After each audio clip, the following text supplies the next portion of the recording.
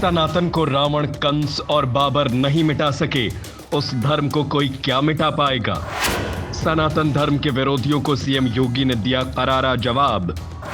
CM योगी ने उदयनिधि स्टालिन का नाम लिए बिना उन पर साधा निशाना। योगी ने कहा, सनातन धर्म पर उंगली उठाने का मतलब मानवता को संकट में डालना।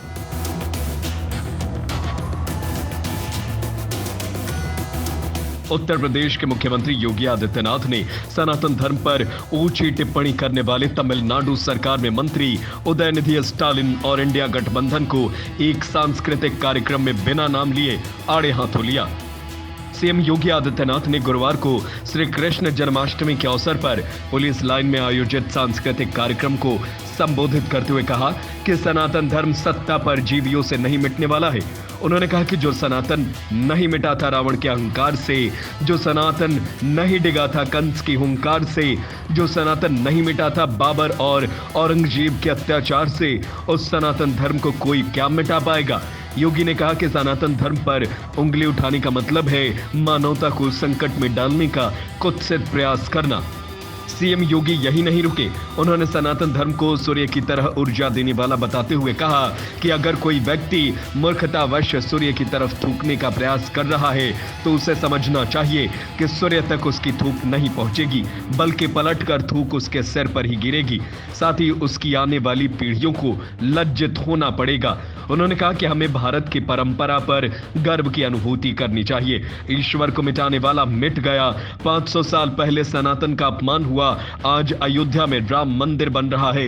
विपक्ष तुच्छ राजनीति करने का प्रयास कर रहा है। विपक्ष भारत की प्रगति में व्यवधान पैदा करने की कोशिश कर रहा है। सीएम योगी ने कहा कि हर काल में सत्य को झुठलाने का प्रयास हुआ है। क्या रावण ने झुठलाने का प्रयास नहीं किया था? उससे पहले हिरण्यकश्यप ने ईश्वर की और सनातन धर्म की अवमानना करने का प्रयास किया था। क्या कंस ने ईश्वरीय सत्ता को चुनौती नहीं दी थी? ईश्वरीय सत्ता को चुनौती देने वाले आज क्या कर रहे हैं? उनकी स्थिति क्या है? सब कुछ मिट गया, कुछ नहीं बचा। जैसे सत्य है, शाश्वत है, वैसे ही सनातन धर्म भी सत्य और शाश्वत है। उन्होंने श्री कृष्ण जन्माष्टमी के अवसर पर प्रदेशवासियों को बधाई देते हुए कहा, भगवान विष्णु के पूर्ण अवतार के रूप में श्री कृष्ण का जन्म धर्म और सत्य और न्याय की स्थापना के लिए हुआ था।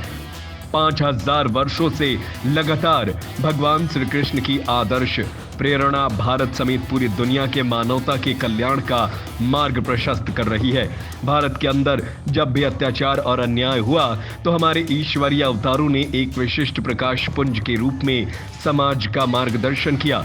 उन्होंने कहा कि भगवान श्री कृष्ण ने शांति काल में सामान्य नागरिकों को कर्म की प्रेरणा प्रदान करने वाला कर्मण्य वाधिकारस्ते मां फलेषु कदाचन का मंत्र दिया।